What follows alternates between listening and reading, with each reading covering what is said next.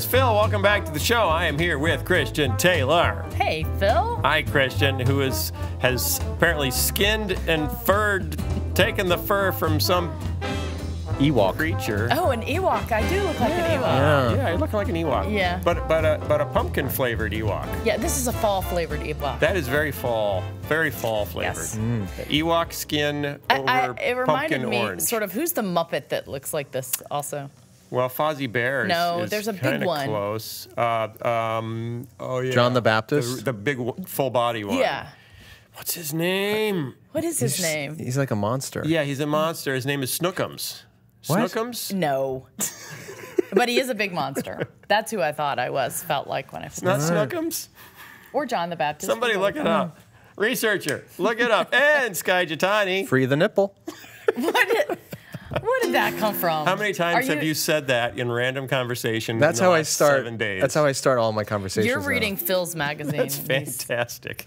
Well, don't read my magazines. That's terrible. Hey, it's a podcast. What do you know? Hey, it's a podcast. And we got video. Hey, it's a podcast. So lend an ear. The Phil of Vischer podcast starts right here. We'll talk to Sky. Hi, Phil. Hi. And Pumpkin Christian, too. I would make a pumpkin sound, but Fuzzy I don't pumpkin. have one here for you. We got no guests because we don't need one here for you. Because we're just so interesting. Hey, it's a podcast. So lend an ear. The Phil Vischer podcast starts right here. The Phil Vischer podcast starts right here. All right.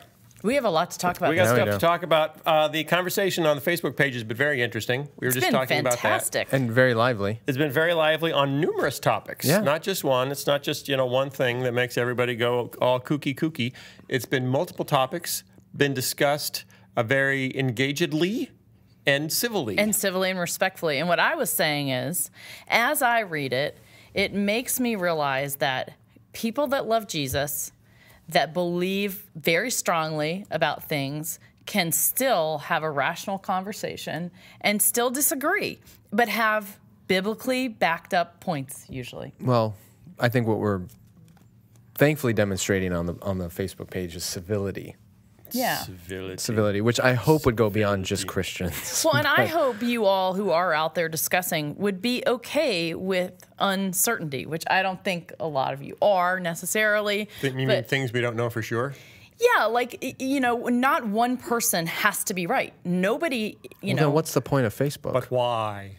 But why? How do we know who's right if we don't know who's right? And wrong. I Well, think- how do we know who's wrong if we don't know who's right?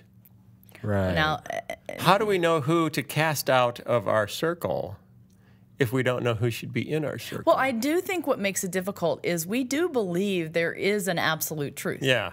We 'Cause believe in We have absolute to use the truth. quadrilateral. Right. Babington's quadrilateral. But yes, we Now believe in you've lost absolute me. truth, but we don't believe that all truth is absolute. Okay. What? So, first we have a correction. I was corrected by a listener. Okay. And I'm very appreciative of it because I don't like to be wrong about words. Hang on. Oh, Dorothy said, just watching your podcast now, the word is prurient, not purient. Is it? However, I do enjoy your logical and balanced approach to subjects like today's regarding the court clerk. Okay, so how do you say it? Prurient. Prurient. I was wrong. I was saying it purient. We should have like a word of the day. Which, can I say, is much easier to say than prurient. Sure is. Prurient. Maybe I'm that's not why even gonna use everybody that made word it anymore. purient. Yeah, I'm not even. It's not. Purient It's not. makes more sense. It's not worth the effort to try to say prurient. It's a road with too many speed bumps. It is. I agree. It is, and you could probably just spell it Prrrrriant. Okay. Prurient. Right. Anyway, prurient, appealing to man's baser instincts. I thought we were done. Having to use the word nipple. Never.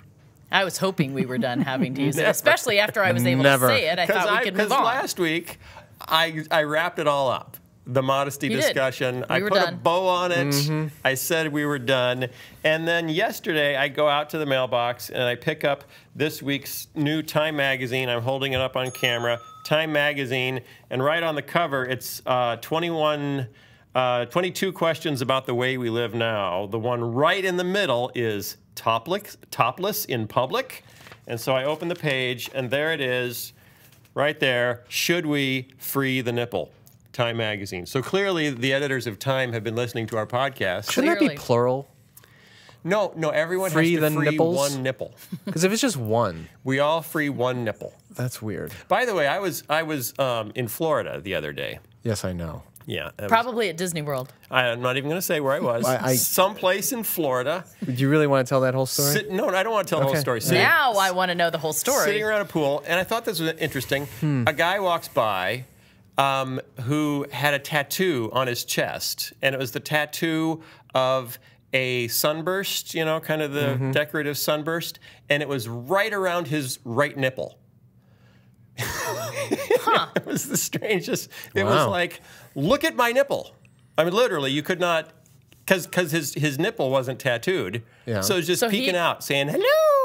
Well, He'd you can't really certainly be a tattoo a fan of Free the Nipple. Hello. You can't tattoo the nipple, No, I can't. but you can can't. accessorize That the would nipple. have to hurt I had like a friend. the Dickens. I had a friend in school when I was in middle school who had 3 nipples.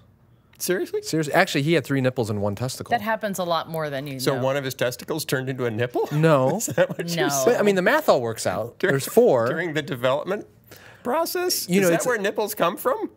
No, Is that why women don't have testicles, Sky? What are you saying? I'm saying falling off he the had rails 3 already. nipples.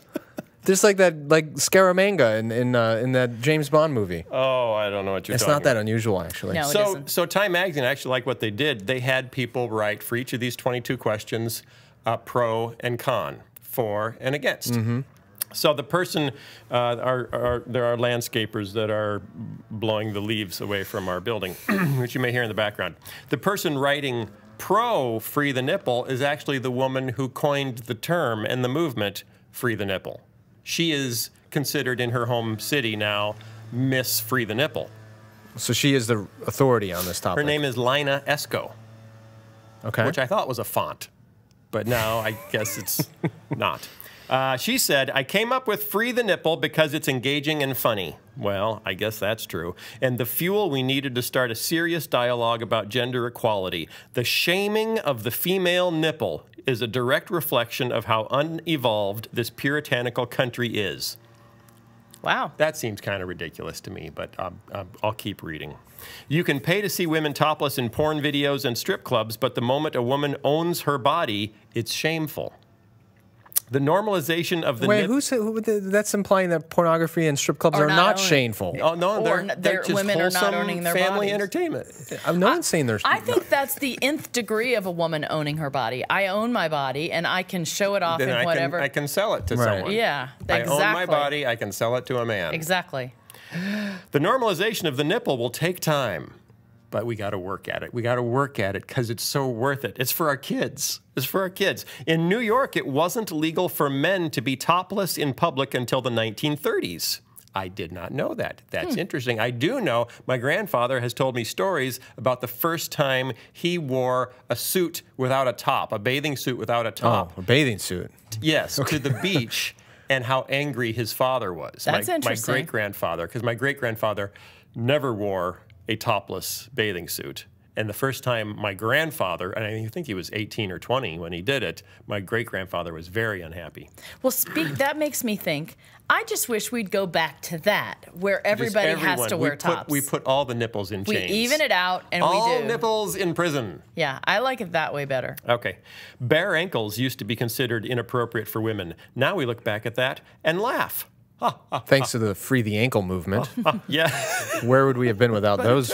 It took 2 freedom fighters? generations to free those ankles. They're not laughing like that in the Middle East, however. Women should be able to do what they want with their bodies. In some states, women can get jailed or fined for being topless. If it becomes legal to show your nipples in public, do you honestly think all women are going to run around topless? Yes.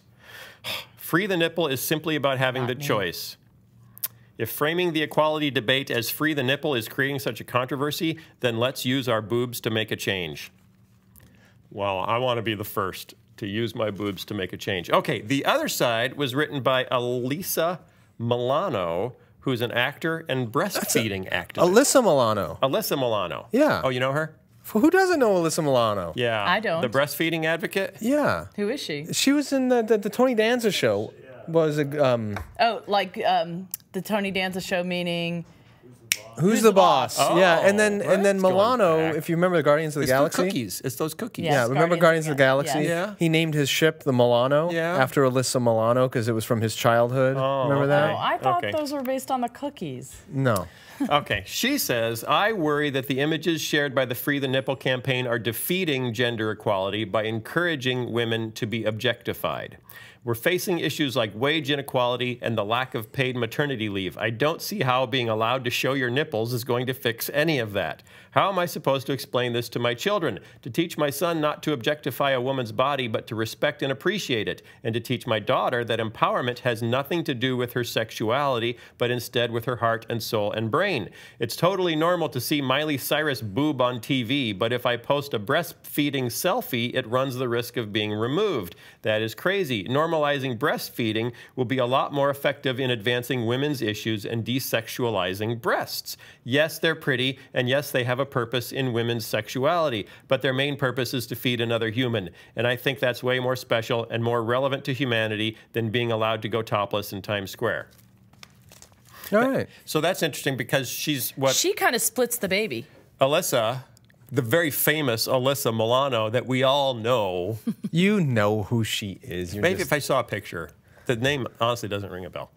Really? But I didn't memorize the entire cast of Tony Danza's show I only know her and Tony Danza. in the 80s. She was Tony Danza's daughter on the show. Okay. Is Okay. Tony Danza dead yet? No. No, he and Scott Baio are living on an island. Bayo. Milano. Get it right. Okay, go. Okay. What I notice here is that Alyssa Milano is basically acknowledging that there is sexuality in a woman's chest that is different from a men's chest. And Lena Esco probably denies that and says they should be equal. That's her. Okay, I Yeah, recognize does she her. look familiar She's now? in her underwear in that picture that you're showing me. Sorry. I don't Let me really- see. Wait, I just hold on. Googled her. I didn't. Yeah, It's well, not like my you wallpaper. Just Google Oh a yeah, woman. that looks familiar. Yeah. What, the that's like a- underwear? The 80s. No, the 80s. the 80s picture. Oh, the 80s with one. The big okay, hair. yeah, okay, I see. Okay, but here's the deal. Yeah. What I like about her response is in a sense she sort of splits the baby in that she recognizes that nursing in public should be accepted and that Right, is a healthy, good But thing. she doesn't see how the drive for toplessness Right. helps that. That muddies the waters. Because she sees that there's some inherent sexuality mixed up in that Right. isn't Right. mixed up in breastfeeding, and I would tend to agree with that. I think we need to make podcast T-shirts that have little prison bars over the nipples. Yeah. And it just says "incarcerate the nipple." I think we shouldn't do that. I think they'd be I'm big not sellers. in favor of that I idea. bounced off my wife the idea of a Free the Testicle campaign. That I do not want to see. I am sorry, but I have no interest. What? What? I don't want to see men's testicles. That's what boxer shorts Women are don't for. have to hide their testicles. I wish they would eliminate Speedos because honestly, They'd be naked. no, I think they should make them outlawed. It's offensive to have to look at all that going on. You just came back from Italy not too long ago. It was terrible. Yeah. Okay. So then I think, okay, that's it. Now we're done. We're done. Talking about toplessness. It's over. Are It's we done? over. Can we We're be done. done? And then in Paris, do you know what happened in Well, Paris? there's nipples all over Paris Yes, there Not are nipples all over. What happened in Paris? and hairy armpits. Two Femen, apparently that's a female protest group, a feminist protest group called Femen. Two Femen protesters were arrested after baring their breasts at a controversial conference near Paris on the role of Muslim women. According to the spokeswoman for the feminist protest group, two fundamentalist preachers were discussing the question of, quote, whether wives should be beaten or not. I'm sorry, that's not That comes up funny. in every day. Some of my friends, we have that conversation over dinner. When the activists ripped off their Arab-style cloaks and jumped onto the stage on Saturday evening, one had the slogan, "No one subjugates me," inked across her torso. The other bore the words, "I am my own prophet." That's bound to... What does that mean? Wow. I foretell my own future. I'm probably like, I'm the master of my destiny. Yeah, I'm well, the it's commander because of the my central ship. confession of Islam is there is no God but God, and Muhammad is his prophet. So it's, you know, that's the big. So when you say I am my own prophet, you're basically saying Muhammad is not my prophet. Not my prophet. Right. The protesters, aged 25 and 31, and also thin and attractive. Those are the ones that volunteered, apparently, the ones that actually thought they would look okay in the pictures that would be circulated on the internet. Grabbed microphones and shouted feminist slogans in French and Arabic before being roughly bundled off the stage by about 15 men and handed over to the police. Video footage of the incident shows a man apparently kicking one of the women. Ooh. So that's fun. You know, it's so confusing for me when I did read the story, and I just want to say thank you, Phil, for giving us fair warning about today's That story came topics. from Sky, I Thank you, believe. Sky. Yeah. So Oh, that's you're very welcome, confusing for me because on the one hand, I think about, you know, all right, this is their religion, these are their rules, this is the way they do things, and you know who are we to try to limit their or change or outlaw the way they practice their religion? And yet, on the other hand, are we to stand for women who we believe are subjugated or treated wrongly and help them stand up for their human rights? So that's a very confusing... And what if some of those women don't believe they're being treated wrongly? Exactly. Because there are, you know, Muslim female apologists for the Muslim roles of women. So I don't know how to think about this. What's fascinating about that story, in my view, is you see the effects of globalization, where you have two extreme communities. One is an extremely conservative Muslim community who still believes in severe subjugation of women, even beating of wives, things like that. And they're sharing a space, in this case Paris, with an extremely progressive, almost libertarian point of view where women should be allowed to be topless, and they're side by side. And there's going to be conflict. Right. Whereas for most of at least contemporary history, people have remained in enclaves where they didn't bump up on each other. But now it's happening all the time. The Amish stayed with the Amish. The New Yorkers stayed with the New Yorkers. And then everybody just got along by never bumping into people that were that different. Largely that was the case, yeah. So what do we do now, Sky? Well, this is why these sorts of now? conflicts are only going to increase as the world becomes much more borderless. Well, so what do we do? You know, what is the right thing to do? Is it to stand up against the subjugation of those women, or is it to defend their religious right to practice their religion however they choose? Well, even in the United States, where we have probably the best religious freedom laws anywhere in the world, we draw lines. You can't beat your wife. You can't beat your wife. You can't, you know, sacrifice somebody even if they want to be sacrificed. You can't beat your wife in France either. So if there's a community there that's promoting wife beating, it would have to be pretty underground. But what's interesting, I mean, there's different ways you can address that problem, but stripping your clothes off naked and dancing around in front of people shouting and screaming, they got the attention. You're going to get in the news. You're going to get in. Well, I wouldn't have heard that story. But you see, what they're doing though is, ironically, they're only now all the Muslims who are in that room are going to walk away feeling even more justified about their point of view because they say, "See, this is what's going to happen if we give up."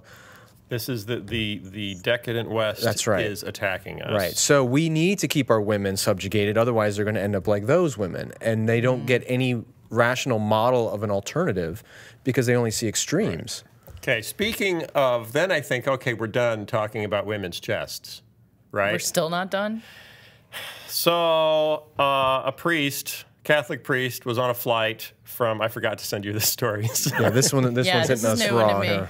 Catholic priest was on a flight from Philadelphia to Los Angeles. Did you hear the one about the Catholic priest on the flight from Philadelphia to Los Angeles? No, what happened? So apparently he's getting a little tired of the whole celibacy thing. Uh-oh.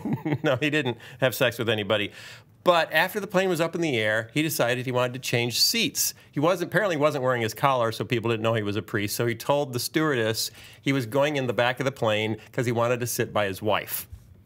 His wife turned out to be a woman that he'd noticed in the back row asleep. And he sat down next to her and started touching her leg and then touching her chest.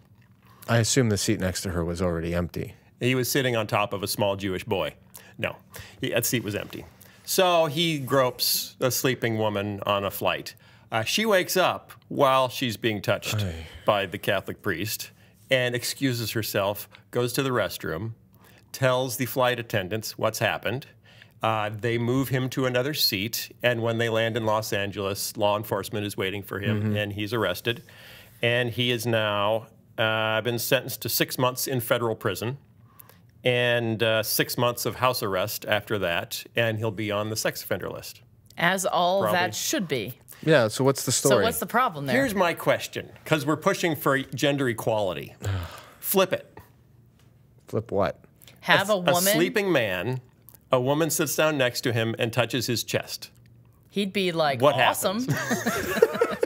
What happens? Is this live or I'm wondering if people am I dreaming? really want gender equality.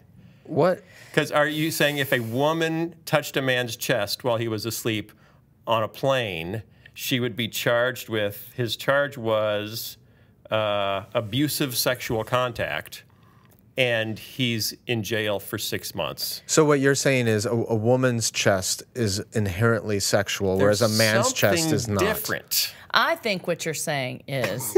Well, this is a show where Phil says something, and everyone else tries to figure out what he said. No, I think this is interesting because we do say... what is inherent in that is I think that we think the woman needs to be protected. Right? Okay. She's vulnerable and she needs to be protected. But we want gender equality. We don't want our chests considered to be any different. If the naked cowboy can expose his chest in Times Square, women should be able to expose their chests in Times Square because we're exactly identical.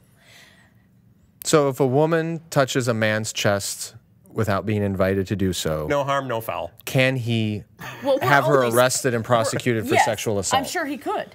It really is going to depend on the man. I think the man would either say, hey, that's awesome, or the man would say he would feel violated. And if he felt violated or if he felt afraid, then if he filed the same charges, the same thing would probably happen to him. It's just, because even if you're in a bar, you can walk up to a woman and put your hand on her shoulder. She may say, don't touch me, and then if you do it again, now you're in trouble. But there's nothing, it's not considered wrong to put your hand on her shoulder. It's not a sexual assault. It's not a sexual assault. Right. A woman goes up to a man in the bar and could put her hand on his chest theoretically, and it's about the same as him putting his hand on her shoulder. Correct? Yeah. No one would consider that sexual, to touch a man just on his chest. So we culturally consider the two very different, male chests and female chests. And yet... Yeah, if somebody came up to me in a bar... Yes, and put their hand on your said, chest. Hey, Christian, how you doing?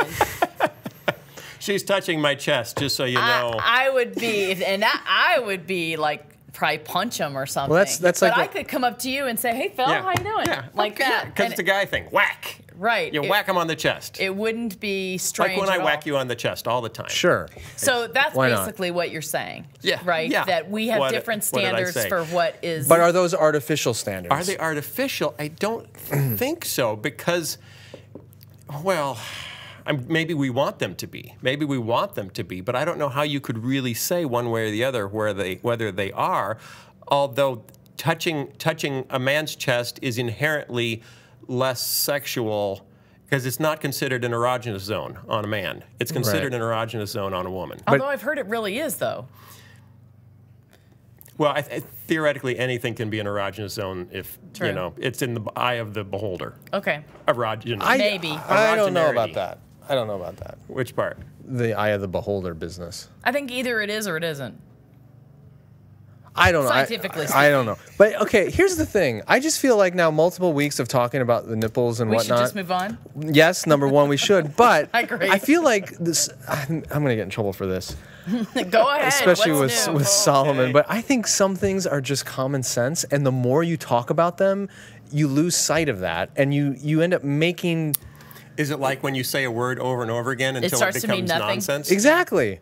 Where majority of people just inherently understand there are differences between men and women's bodies, and we function accordingly. And the more you start analyzing why are there those differences and what are they, it all starts to break down into absurdity. Right. When common sense is common sense. Right. All I can say is, if you're a Catholic priest on a flight, honestly, what are you thinking? Like, I'm sure this will end well. You know, I don't know anything about this guy, but Clearly was not mentally well. well, What could possibly go wrong with this? there's a story behind what led him to this point. Tell us the story. I don't know the story, but all I know is the You know back the of a story. 737 is not an erogenous zone. That's in the eye of the beholder. I'm on a lot of... To a 777, it definitely is. Oh, stop it. Oh, yeah, really, stop it. Okay, we're going to move off of that topic entirely onto a new topic, science. We've got some science stories that Awesome. that I find interesting. All right. So you guys can keep Facebook posting about all that stuff as long as you want, and Sky will show up religiously every 5 minutes to respond to your posts. Not. I don't think I've talked... Have I talked about the... No, And you haven't just- really. I've let me stayed just away from the say- nipple You haven't really stuff. gotten Let me involved. just say about this, you know, trying to move sometimes on to the next we do. topic. I just want to say, can I say one thing? Okay. Okay. Sometimes we do weigh in. A lot of that is when we have time. Most of the time we don't. So our silence necessarily doesn't mean we're not reading. We're we just are busy. reading. We're just super busy. Okay. But keep posting. Good. All scientists should be militant atheists, says Lawrence Krauss in an editorial published Krauss. in the New Yorker magazine. All scientists should be militant All atheists. scientists should be militant atheists. Kentucky Senator and presidential candidate Rand Paul protesting, they're talking about Kim Davis. So this is a physicist. Lawrence Krauss is a physicist. Cosmologist. Yes, and a cosmologist, talking about the Kim Davis case, saying that Rand Paul protests and says it is absurd to put someone in jail for exercising their religious liberties. The Kim Davis story raises a basic question. To what extent should we allow people to break the law if their religious views are in conflict with it? It's possible to take that question to an extreme that even Senator Paul might find absurd. Imagine, for example, a jihadist whose interpretation of the Quran suggested that he should be allowed to behead infidels and apostates. Should he be allowed to break the law? Or a less extreme case, imagine an Islamic fundamentalist county clerk who would not let unmarried men and women enter the courthouse together or grant marriage licenses to unveiled women. For Rand Paul, what separates these cases from Kim Davis's? Then he goes on to say, the Kim Davis controversy exists because as a culture we have elevated respect for religious sensibilities to an inappropriate level that makes society less free, not more. It sounds like he's got problems with the framers of the Constitution then. In science, of course, the very word sacred is profane. Ooh, he was happy about typing that one. Yeah. No ideas, religious or otherwise, get a free pass. The notion that some idea or concept is beyond question or attack is anathema to the entire scientific undertaking. I thought that was anathema. That too. Prurient. I can't even Wait, say how did that. you say it? Anathema. Anathema? Anathema. Anathema. Anathema. What is it? Anathema. That was Aretha. Franklin. Biologist J.B.S. Haldane wrote in 1934, my practice as a scientist is atheistic. That is to say, when I set up an experiment, I assume that no god, angel, or devil is going to interfere with its course, and this assumption has been justified by such success as I have achieved in my professional career. Now, that is actually a position called methodological naturalism, where you assume when you do an experiment that nothing supernatural will affect your experiment. It's basically how you do science. That's not a startling statement at all.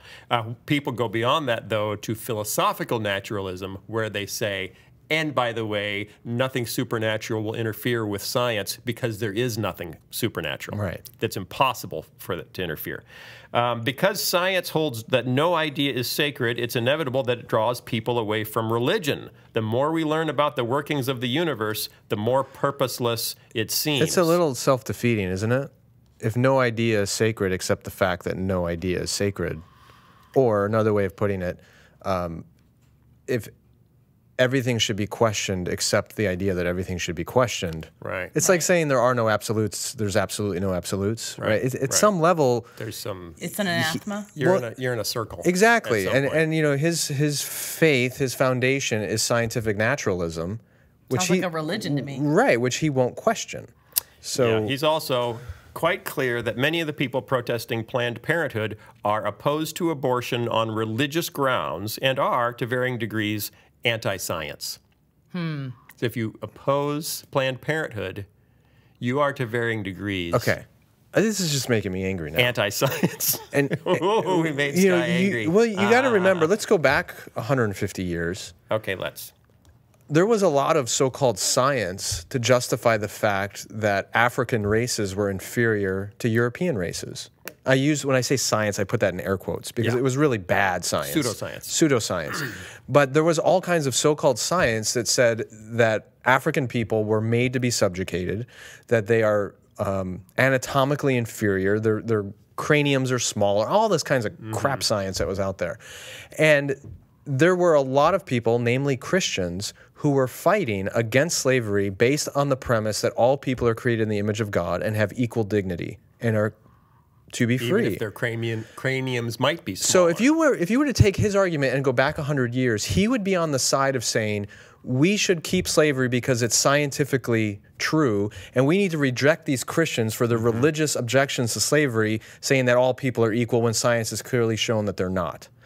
Well, there's a lot of people today who believe that the unborn are people and therefore deserve to live, regardless of what science says about their ability to live outside the womb or whatever it might be. So the fact that he's using science as, that people who are opposed to abortion are anti-science is ridiculous, because science is used the Nazis use science to justify their eugenics. I think he's lumping groups of people that he's seen on TV together. It sounds like, seriously. Like the Jeffersons? No, like he's lumping people together like, Westboro Baptist or anybody else that, do you know what I mean? Yeah. The crazy uncles of whatever, and he's lumping them together and saying all of those people are in this same class. So he concludes by saying, we owe it to ourselves and to our children not to give a free pass to governments that endorse, encourage, enforce, or otherwise legitimize the suppression of open questioning in order to protect ideas that are considered sacred. How is the government suppressing the open questioning of ideas? By privileging religion. But that doesn't... That doesn't stop anyone from questioning. Exactly. If a government said no one is allowed to change their belief systems, right, that would be suppressing questions. Right. Or questioning systems. But in America, at least, you are free to believe or unbelieve or change your beliefs based on the persuasive ideas presented to you anytime you want. Right. He closes by saying, 500 years of science have liberated humanity from the shackles of enforced ignorance. I love that. Enforced ignorance. Because because basically he's saying 500 years of science, so he's going back roughly to Francis Bacon and the development of the scientific method. Only when you wrap him around shrimp. So what he's saying is, until we had the scientific revolution and formulated the scientific method of investigation, we were all laboring under enforced ignorance, enforced by the church, whomever, the government. This is something that you hear, what you'd say new atheists or militant atheists say over and over again. It's very hard to support it historically. It is. I mean, we've talked about this in the past, but in the 20th century, atheistic regimes were responsible for the murder of more human beings than any other regimes in history. What do you mean? Like Stalin, Mao, Pol Pot. And even a lot of Nazism was not based on Christianity. It was based on pseudoscience of eugenics and the perfect race and all that. It was grown out of social Darwinism. Social Darwinism. So to say that science is this pure, clean, wonderful, liberating force and religion is inherently evil and bad and suppressive, it just doesn't pan out that way. Now, Lawrence Krauss, if you don't know who he is. Yeah, I know who he is. He wrote the book, A Universe from Nothing, which the foreword... I think it should have been an argument from nothing. The foreword was written by Richard Dawkins. They're such good friends. Richard Dawkins is the king of the new atheists. Right. They're such good friends that they recently went on tour together. And someone made that sounds exciting. Someone made a documentary about their tour and how they were treated like rock stars wherever they went by the atheist communities because they're big celebrities. Lawrence Krauss is basically arguing in his book that there could be a universe that would just pop out of nothing.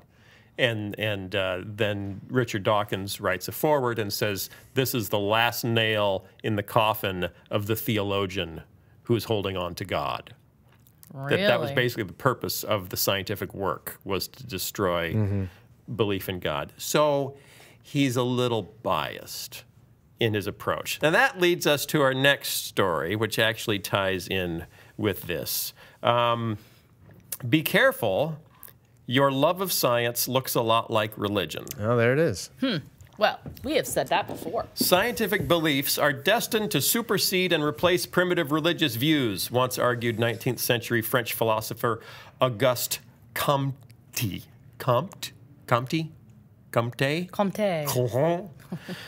His scientific positivism birthed today's scientism, the notion that science has exclusive access to the truth. Now a small group of contemporary psychologists have published a series of provocative experiments showing that faith in science can serve the same mentally stabilizing function as religious beliefs. Study in the Journal of Experimental Social Psychology. When people felt anxious, they esteemed science more highly than calmer subjects did, just as previous experiments had shown to be the case with religious ideals. Another study in Amsterdam in 2010. Uncertain subjects expressed an increased faith in God or in evolution, provided that evolution was presented as a structured and predictable process. Amen. I basically made the same argument in With, by the way. Did you? Yeah. You were ahead of that? Way ahead. Did you mention nipples in With? There was No. not one mention Okay. of nipples in But With. maybe the next edition. Next edition. In these cases, beliefs about science may be defended emotionally, even if they are false, as long as they provide a reassuring sense of order. That is right. to say, beliefs about science may be defended thoughtlessly, even unscientifically. So what does it mean that both religious and scientific outlooks may function to becalm our existential anxieties? What we believe, the parallel implies, can sometimes be less important than how we believe it. In other words, deep faith in science is sometimes just another form of irrational extremism. Yes, it is. That's interesting, huh? I agree. The psychology of extremism reveals an important point. Part of what makes a belief system dangerous is its dogmatic denial of uncertainty. Aha. In his 2012 book, Ignorance, How It Drives Science, Columbia neuroscientist Stuart Firestein argued, being a scientist requires having faith in uncertainty. Did you hear he said faith? In uncertainty. In uncertainty. So trust in not being able to trust. Trust in the lack of clarity. Yeah. Or feel confident that it's okay. Might be another way to put it. Finding pleasure in mystery and learning to cultivate doubt. Ignorance, Firestein pointed out, is not only natural, but fertile. That's interesting. Well, the argument I'm making With, which I think would conform to this, is that everyone experiences that this is a dangerous world. And in that sense of danger, we all experience fear. And in our fear, we look for a way of trying to control the world around us. And what a lot of religion does, all religion, I would argue, is give us a means of trying to control the world so that it can calm our fears. And that's what science can do too. It's a sense of taking control of the world by understanding it, by making sense of it, by delineating the laws that rule it, by manipulating it. That's what science offers. So it's just another form of religion. And of course, the argument I make is that none of these forms of religion, science included, ultimately solve the problem. They don't actually help us overcome our fears. So yeah, absolutely. Science just is another, the issue is not the means we seek to control the world, it's what's driving it that makes it religion for us. It's that desire what they for were control. saying Exactly. Physiologically. That desire for certainty, for control, calms us. for calm, for I'm not just subject to the whims and a victim of the things going on in this crazy universe. Right. So, and you see in Lawrence Krauss's story how much he wants to be certain in the reliability of science. And also even to kind of revise a historical representation of science that had just started 500 years ago. There was no science before that. Right. And it didn't screw up anything in those 500 years either. And nothing bad, and it's been just a nonstop march toward enlightenment once we started doing experiments the scientific way. Right. Never mind that we did a lot of those experiments on innocent people. Or that most of what we know about the effects of hypothermia on the human body came from Nazi research during World War II on prisoners of war. You can't make an omelet without breaking a few eggs. Well, you know, I wonder what would Richard Dawkins say? You thought that was really funny. I'm just saying that's what he might say. Just said the prisoners of war were eggs. Hundreds of millions of people had to die in the name of science, but look what we've achieved. We know a little more. But that's the same argument about the abortion stuff right now. Is tens of thousands of kids are aborted every year, but look at their tissues being used to develop. We're using their tissues to. So therefore, it's justifiable to help Michael J. Fox. I like Michael J. Fox. I don't dislike Michael J. Fox. But he's been one of the leading proponents of we have to cure Parkinson's using fetal tissue. Why? Because I have it. But that's what science, without divorce from any other moral system or sense of dignity, what science leads us to is the ends justify the means. Yes, but there's no other way around it. But I also see. Oh, you were going to say something. I was going to just theorize. I would love to hear what you say. Richard Dawkins how he might respond to this. He would say, of course we doubt all of our findings until they're reproducible and published in a peer-reviewed journal, and I'm absolutely certain that there are no miracles. But would he say that, yes, our, embrace of science as absolute truth and our rejection of any, God at all is religion? I've heard another of the new atheists criticizing the name scientism, because scientism is, when you elevate science to a religion, it's called scientism. And he says there's no such thing because it's just truth. The scientific method gets at truth.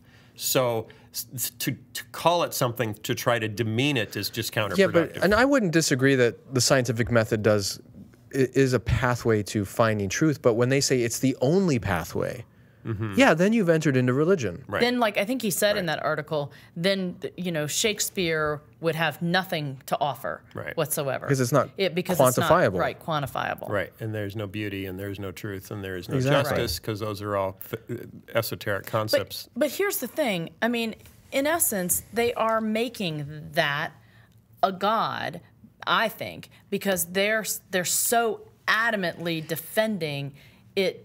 Do you know what I'm saying? The problem that they're... As if it was an idol. Right. The problem that they're responding to is what they see as the messiness of other truth claims. So the messiness of people saying, I know the truth because I found these gold plates in my backyard, and I put them in a hat, and I put on magic glasses, and then I could read what they said. And this person over here saying, I know the truth because we have this book from 2,000 years ago that was written by pre-scientific people who really know the truth.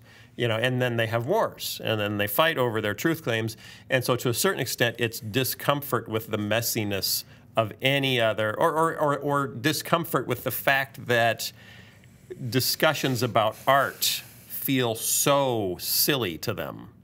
And there's been arguments between evolutionary biologists and art critics where the evolutionary biologist is saying, or the neurobiologist was just saying, if you just let us do CT scans, do MRIs on people's brains while they're looking at different colors, we can show you how different colors affect the brain, and then you can use that to choose what colors to use in your paintings.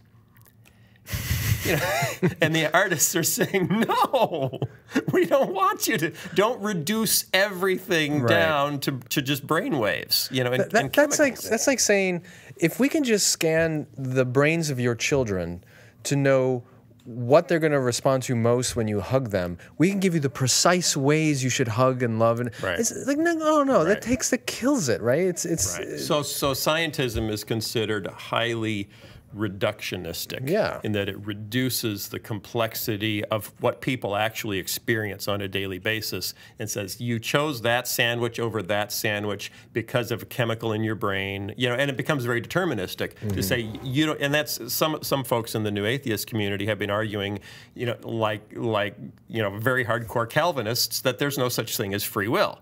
that you haven't made any choices. Well, B.F. Skinner was arguing that a long time ago. There's nothing new. The thing I don't get with Hawkins or Krauss or any of these characters is if they were really intellectually honest, don't you think they would have to be agnostic rather than atheist?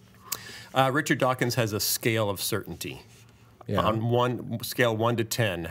And if 10 means absolutely no, for certain there is no God. Yeah. 1, absolutely certain there is a God. You know, and he says no one could really be a 10. Right. But he's about a 9. So he's 9/10 atheist, 1/10 agnostic. Yes.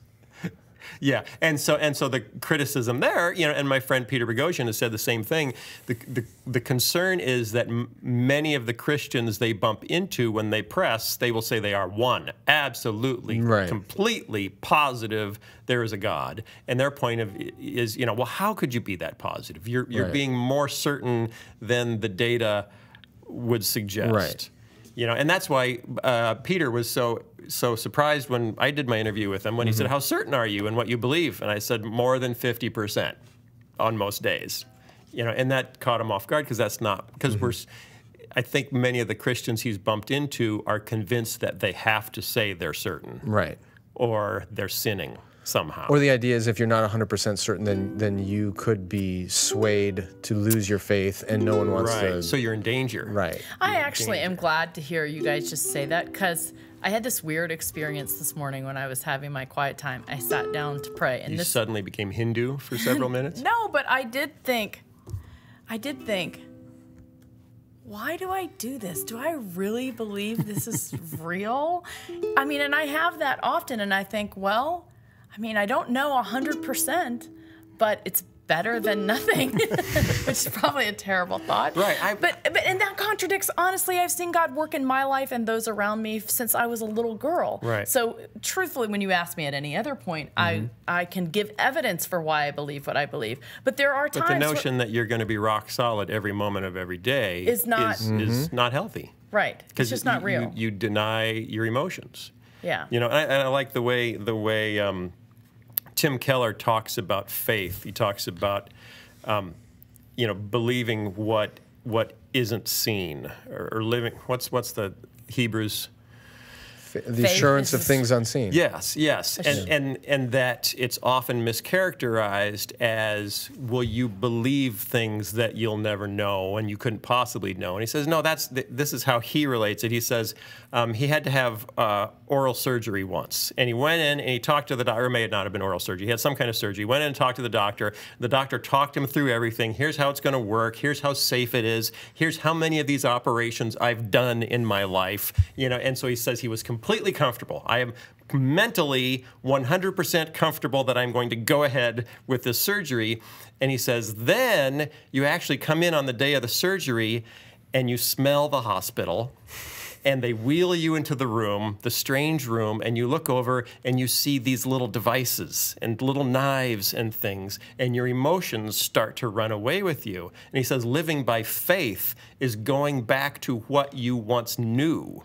You know, to what you knew intellectually, even though all this sensory stuff is telling you to run away. Right. You know, and so it's not ignoring the data. It's actually holding on to the data that you know you had mentally, even when your emotions are saying, I'm not feeling it right now. You know, I want to run out of this hospital and not have this operation. And that's living by sight. Living by sight is, I see the knives, I smell the antiseptic smells, I want to be out of here.